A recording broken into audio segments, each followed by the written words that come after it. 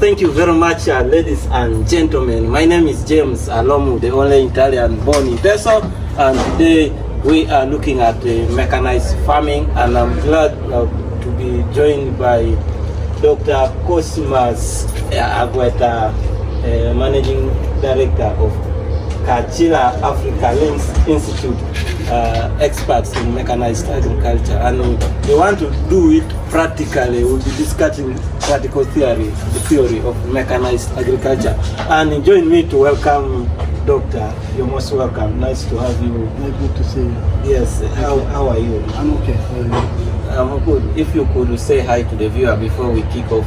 Yes, I greet you viewers. My name is Dr. Cosmas Agweta, the Executive Director of Kachila Africa Links Institute. I'm grateful and so much astonished to be here with you today. Well, many people say that farming has become poor.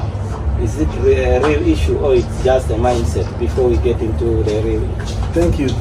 Farming itself is the way to go, and most of the time my people say that farming has become a poor aspect is because we are looking at rural-urban migration, but today I believe after this discussion we'll have to reverse urban back home agriculture, because this is where wealth is and this is where we shall benefit from, especially if we go mechanized.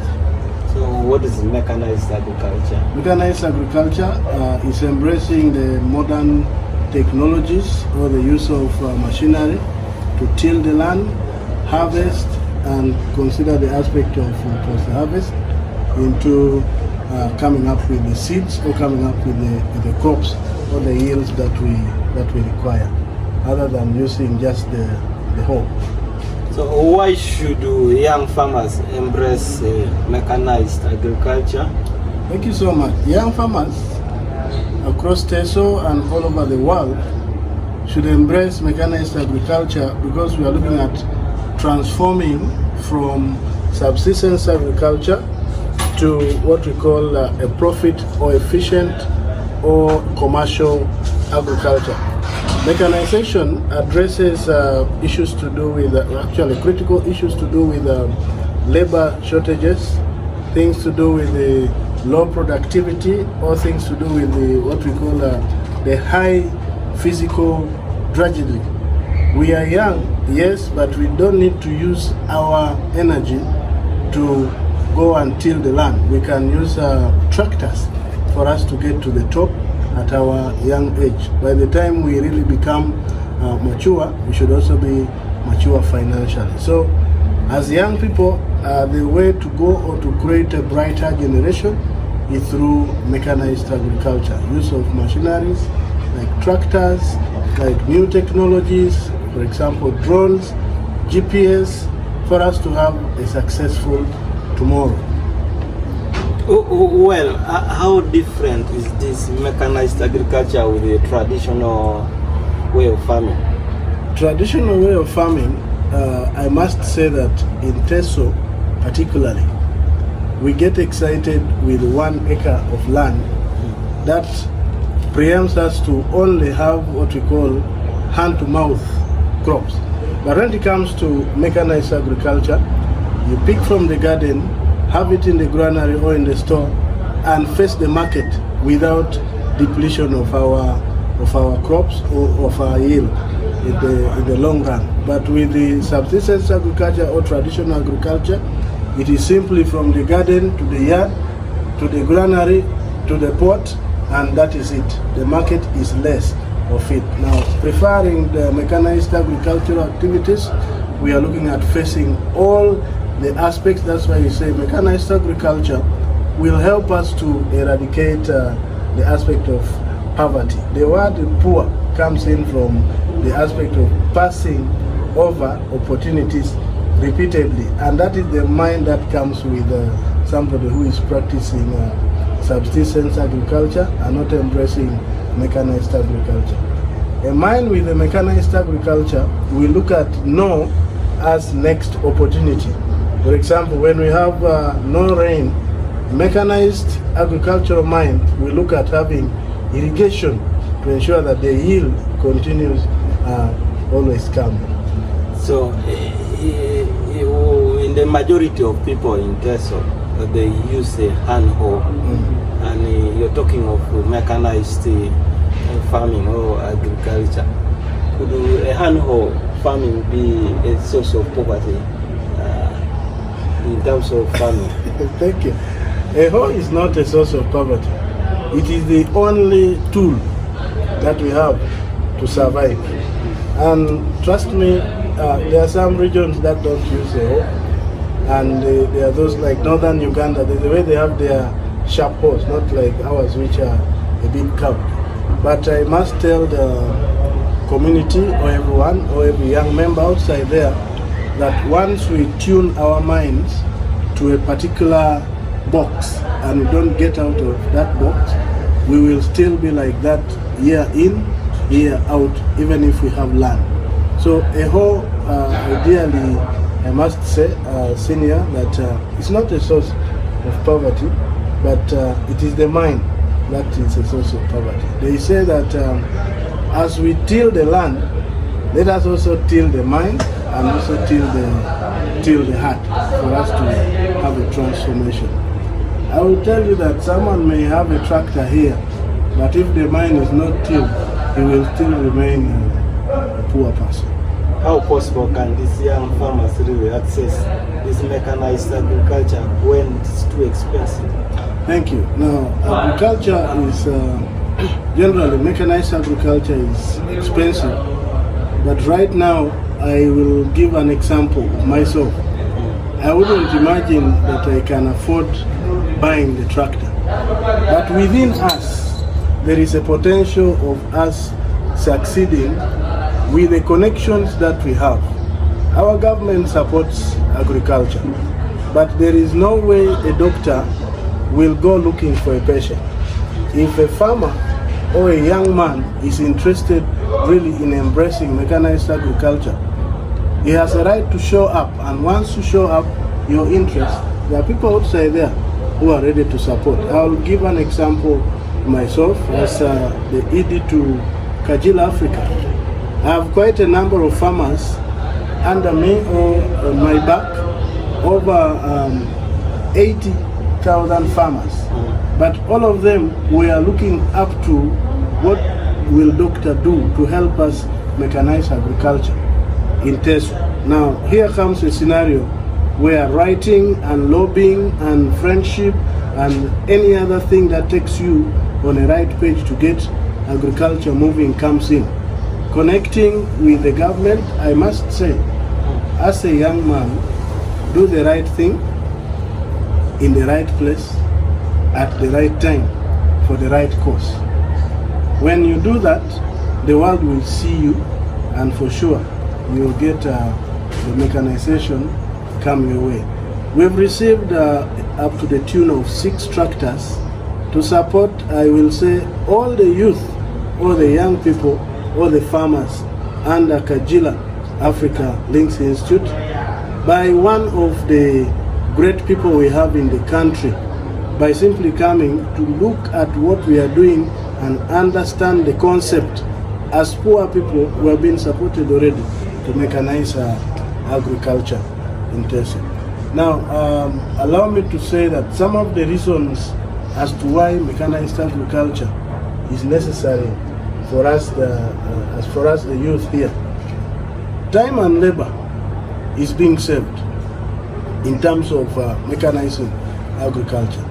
So as you're still thinking of using an ox plow, one ox plow, to till 30 acres of land, and then there is one tractor now that you can fill fuel about maybe 200 liters in one, and helps you to till the 20 acres of land in just less than 5 hours, you are better off than looking at only one ox plow. Mechanized agriculture, time-saving aspect, looks at comparing yourself to 500 pairs of ox plows that one tractor will do. So just like you and I can say, the scale and scope of our agriculture here in Teso is mainly here to help us commercialize agriculture. Kajila Africa Links Institute, together with the farmers and all the enrolled farmers, have received a tune, just like said, how can someone access mechanized agriculture? Through appearing in the picture of having an interest to practice agriculture on a higher scale, we've received also an opportunity to sell up to a tune of 125 metric tons of soya. Now bring that to us. They want 125 metric tons of soya from China, and then we have our ox plow, or we have our hand hoes. We will be nowhere in the picture. So ideally, I would say mechanized agriculture will also help us to maximize what we call the economic opportunities for us, the youth. Maybe I will say on the side of economic opportunities, out of excitement, as a young man, when you plow 1 acre and it gives you 10 bags of soya, you move away from the village and come and balance your trouser in town, thinking that you have made it in life. The other thing is a mistake actually that, as the young people always, mistakes that we make. Somebody gets the 1 million, goes and borrows a motorcycle of a deposit of 1 million shillings. If you came with the 1 million and hired a tractor now that we have available and say, I want to till 5 acres, that is 500,000. We till at even a lower cost because we are looking at how shall we improve. 500,000 for 5 acres. Now, when you till the 5 acres, each acre through our organic products will give you 7 to 8 bags of soya. So 8 bags times 5, that is 40 bags times 100 kilograms in each, that is about 4,000 kgs. Those are 4 tons. Times the price that the Chinese are buying from us, that's 2,500. Within 4 months, you have made a tune of over 12 million that you would always continue running up and down, struggling to pay this one motorbike. And the 1 million has propelled you to some economic strength. So those are some of the small key considerations we can bring up, especially for the young people. Other than getting a bike and you get excited because you feel it is yours, go to the garden, come back from town, and let's go to Mariam. Let's go to Achoa, where there is land. Let's go to Olilim and till the land. At the end of the day, we are better off. Young people in Teso, we have to wake up. One time I was doing a calculation to some old man in Kapelebion of 80 years.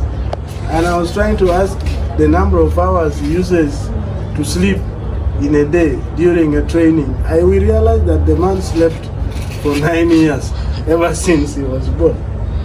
A 9-year child, which class will he be? And the man has been sleeping.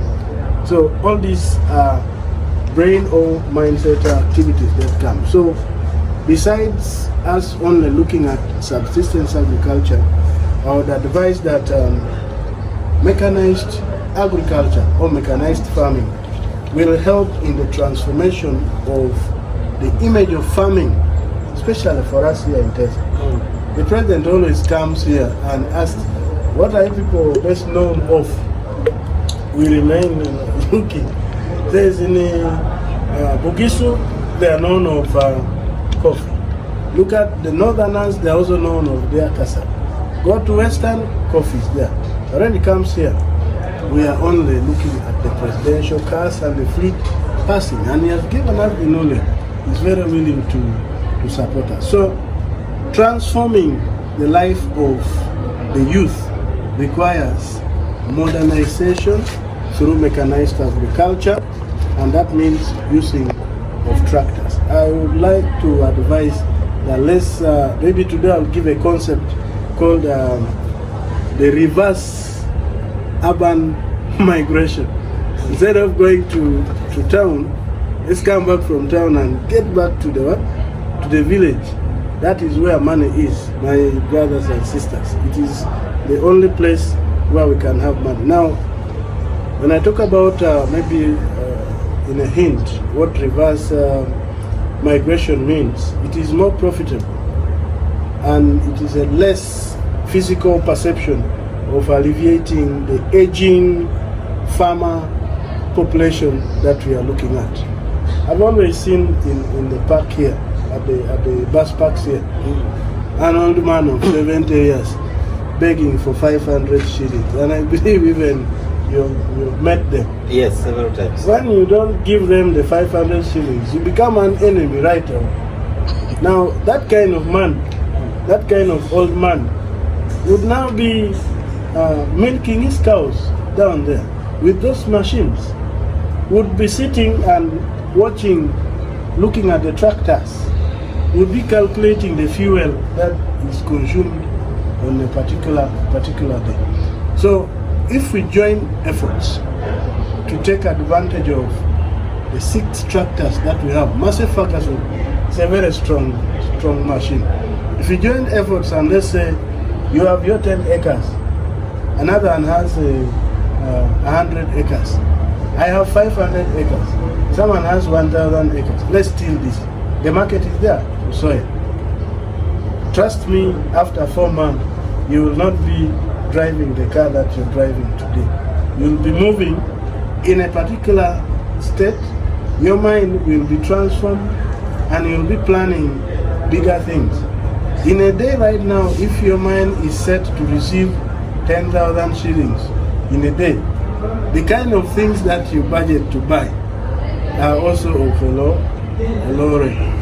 And ladies and gentlemen, I've always asked this question as to why men die fast in families. They have a lot to address. They have a lot to address. Yeah, they have a lot to address. Yeah. And for sure, it's true that looking at that a lot that you're talking about, it comes up in the thoughts that that man goes through in the night. Your wife will go to bed with you in the evening, knowing very well that you slept without money. But in the morning, she will wake up and ask you for money. Now for you, you are sleeping, where have you gone to look for money from?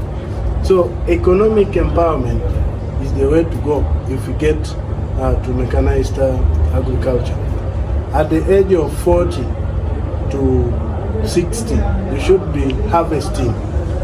We shouldn't be running around, struggling, irrespective of the level of education, irrespective of the background, irrespective of the tribe, irrespective of the culture. I would say at the age of 40, Teso youth and everybody should be harvesting from what you have invested. At Kajila, we teach mindset change. We teach hands-on skills. And among the hands-on skills and the mindset activities that we give to people is how do you move from this smaller scope or thought to a bigger picture. Doctor, you are a PhD holder. Yes. And most of the young people look at agriculture as a dirty game. How do you manage to come to agriculture regardless of the PhD? Yes. Now, I've just talked about reverse urban migration. When I sit in office and you give me 5 million in a day, I'm paying rent of 500,000. I have school fees for my daughters. I have, someone is asking for hair fixing. Yes. I have a lot. Fuel is demanding. At the end of the month, out of the 5 million, you will be having 200,000 as what has remained in the account. Now, I will not accept to sit that way. From morning up to evening. First, I'll think of running home and I look at the picture of having 500 million in 4 months, then I divide the 500, I look at the 5 million versus the 500 million. Personally, as me, I have known that agriculture is the backbone. So if you forget your backbone, then trust me, you are lost. Well, thank you very much, ladies and gentlemen. We are here at Pearl Avenue engaging with the Dr. Cosmas Agweta, the Executive Managing Director of Kachila. You can see from the background here, yes. Kachila Africa Links Institute, the hub of excellence in the heart of Africa. But doctor, I don't know, do you always find it so challenging? Because I'm looking at the aspect whereby traditional farming has over-dominated. Now, to change the mind from traditional to mechanized farming. But also people believe that they have a notion that mechanized farming always spoils the land. How do you explain that? That's true. If you apply it wrongly, you'll indeed spoil. Mechanization is not the use of chemicals. And as Kajila, we've come to use what we call the organic products to boost mechanization. In most cases, people use chemicals to spray their crops, to spray the soil. Even if you have used the tractors and you've spoiled the soil with chemicals, you are killing it. We've done a research under one of our objectives as to why we have a lot of funny diseases like persistent cough, especially from the farmers. Why are they so sick? In other words, we've conducted research especially on onions and then tomatoes. We realized that after harvest, they spray chemicals to the onions to preserve, which is wrong. With organic products, we are looking at spraying now to chase the pests or to remove the pests from the crops. And once you spray using the chemical will get in the fruit, and once it gets in the fruit, it will get to the person. Organic pesticides only remain on top, and it preserves the harvest or the crops. In other words, when you say that it spoils the soil, mechanized agriculture spoils the soil. There's a difference now there. Mechanization looks at using machines, yes, modern technologies, but I want to blend it with organic farming practices. That is when we shall rhyme very well. But if we use machines, we use technologies, and then apply chemicals, I think we are going to a wrong direction of destroying what we have as a treasure. So it is not destroying the soil. If you apply it wrongly, you indeed will destroy. That is why we start with the mindset and then upgrade to implementation of what a farmer has learned. What do you see in 20 years coming from now in terms of farming? 20 years is too much. Just give it 3 years. One time when we were launching the tablets, technology of looking at what we shall grow, when to grow, and how to grow. And then now looking at the aspect of post-harvest activities where we have the solar dryers also. The major challenge we have is drying what we have harvested. Then the other challenge was to till the land. Now we have the tractors, we have the solar for both drying and irrigation. What do you dry?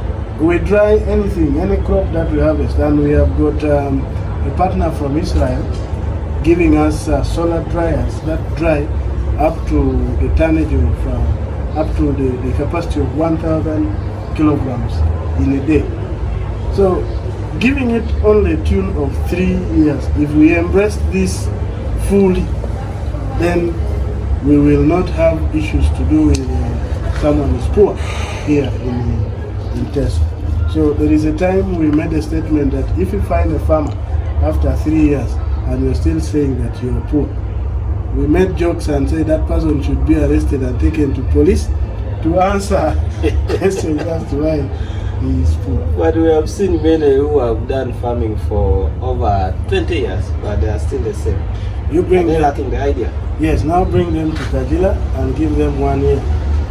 They will have regretted the 20 years lost. Is that being honest, or you're just trying to attract people? I am not attracting, I am giving a honest and a practical solution for us to wake up from the sleep or the slumber that we have been on. Well, thank you very much. It has been so much interesting and exciting to interact with Dr. Cosmas Agweta. Unless there's something that we have left and you want to pass out to the viewer. Yes, thank you so much, viewers. Why are young people not exploring to commercial agriculture? Like you talked about, one, they fear the high capital requirement. I am from some village there. I don't know the farthest village this side. No village ahead. The person will say that is a lot of money. I can't afford to use a tractor. I've gone to villages where people, if you're using a small car, people will say that this car is moving so fast when it is small or young. How about when to grow? So sometimes it is also exposure. It is the reason as why we are not coming up to embrace this lack of exposure. So I would advise that maybe in a due course or with times to come, we could conduct some of the entrepreneur or mindset activities or workshops where we bring everyone or we follow them to their respective areas and then give them some hints and knowledge. Someone believes that having a motorcycle is being wealthy. Having a machine is being wealthy. The other is we are looking at some of the knowledge gaps that we have here in Teso, like the technical skills shortage. Some people do not know how to use this. So through these particular trainings, you can as well embrace. Others are faced with the challenge of poor infrastructure. Somebody has plowed 20 acres of land but cannot move to cross some waterlogged area because there is no accessibility of the road. Inadequate extension services, most of the services come right here, maybe within the town area, get to a bit rural, but they don't go deep the other side. Then the biggest one is what our people have learned. I don't know whether it is a virus, and I want to request that let's join hands to eradicate. Somebody is used to bringing a plate to be given food. Begging. Not really begging. There is an aspect that they are going to support the youth. So they come expecting to receive the support, and then at the end of the day, they eat. Tomorrow again, the plate is up. So if we get away from that bracket of bringing plates all the time to the point of getting what we shall cook to put in the plate, I think we will not run out of food at the end of the day. So it's also one of the biggest things that has entered in the heads and everything about the youth. If yesterday I was in Kapelebion, some deep village, people there, when they see a tractor moving, they think they have come to grab the land. There's also a lack of sensitization for the people. I think these people have come and now they're going to take away the land. Yes. So sensitization, the mind is the biggest issue that we have. And then also what I talked about, the social factor bit of it, the urban migration. Somebody sells 2 goats and he wants to go to Soroti town. You see how the streets are shining in Soroti. Parental influence.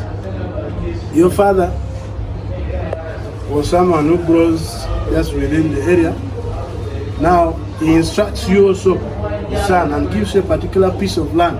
So your mind remains looking at that on piece, that it is what you have and it is what you will have. Even your children will remain having it. But there is land in Kapelebiong that the government has, and they have allowed people to till. Why don't we go there, use the tractor, cultivate, clear the land, put soil, get back to town, go back there and acquire our own land. So let's run away from the inbox thinking and start thinking outside the box. Well, thank you very much, Doctor, for accepting our invitation. Thank you so much. I want to thank my people behind the camera, Minister Gato and Saidi Comedian. Thank you so much for doing a nice production. I remain James Alomu, the only Italian born in Teso. Bye-bye.